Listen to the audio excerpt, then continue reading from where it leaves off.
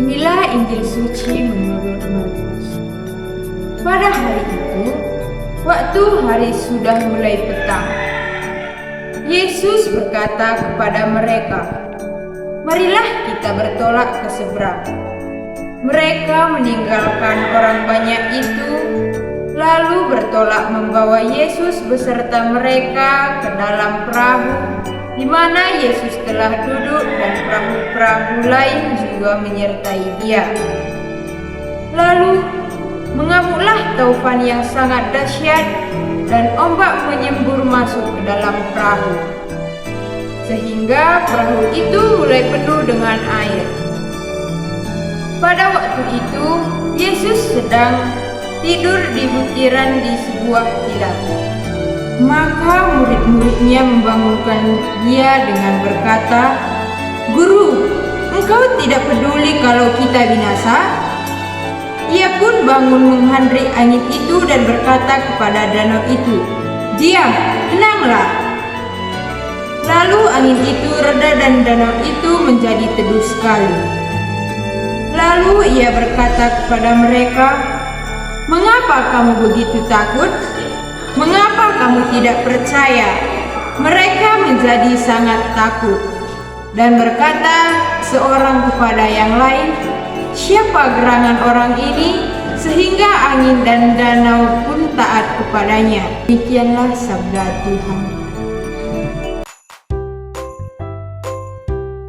Selamat hari Minggu untuk kita semua, Bapak, Ibu, Saudara, dan Saudari yang dikasihi Tuhan.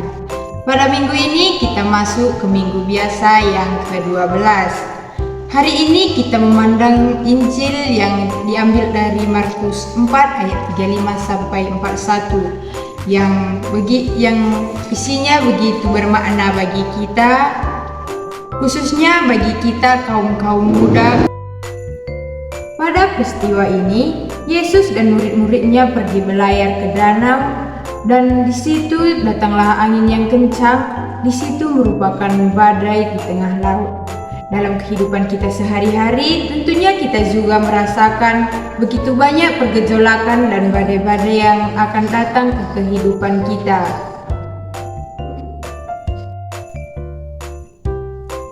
Saat ini kita mungkin merasakan bagaimana kita menjalani kehidupan kita. Kita sering merasa kebingungan, ketakutan, dan tidak percaya diri akan kehidupan kita yang akan datang atau yang akan kita jalani.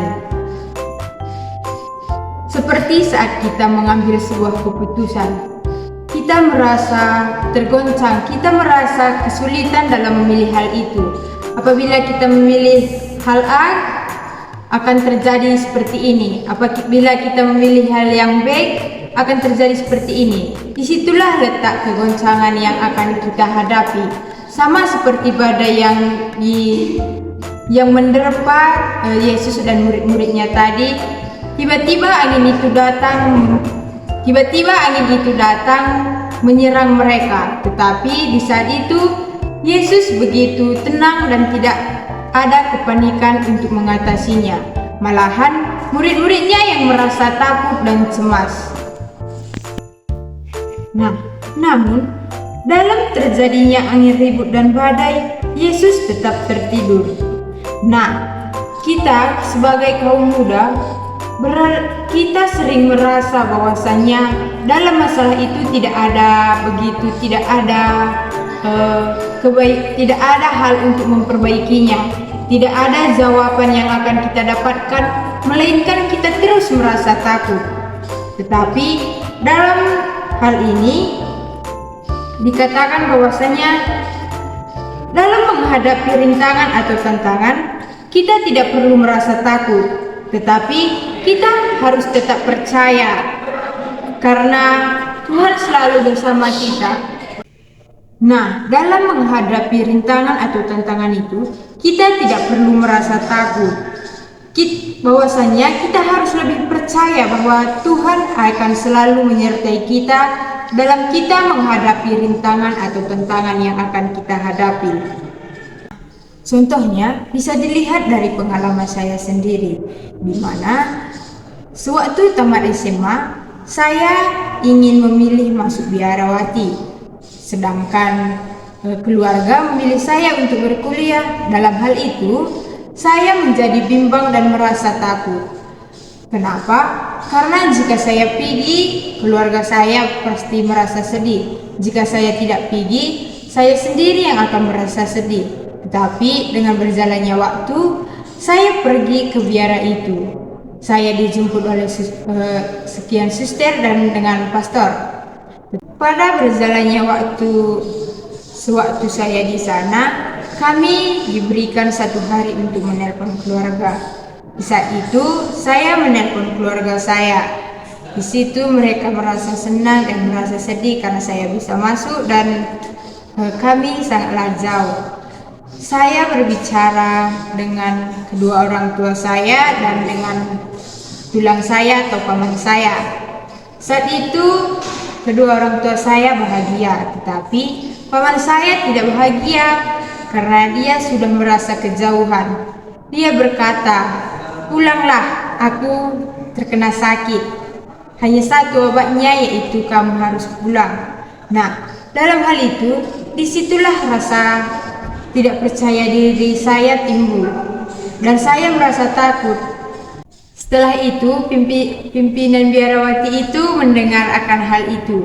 Dia tidak begitu cepat memberikan waktu untuk pulang karena pada saat itu kami masih baru masuk ke biara tersebut. Nah, tapi dengan seiringnya waktu, karena dia melihat, dia memberikan izin untuk pulang, tetapi dia berpesan harus kembali lagi karena kamu bisa menjadi suster. Nah, setelah saya pulang, setelah saya sampai di kampung, saya melihat paman saya itu dan memanggilnya, "Paman, aku sudah pulang." Lalu dia tertawa. Nah, setelah itu kami ke rumahnya dan meminta izin kepadanya agar terus melanjutkan panggilan itu. Tetapi paman itu begitu cuek dan seakan-akan tidak ingin saya kembali ke sana. Nah, disitulah saya merasa takut. Kalau saya pergi, apa yang akan terjadi?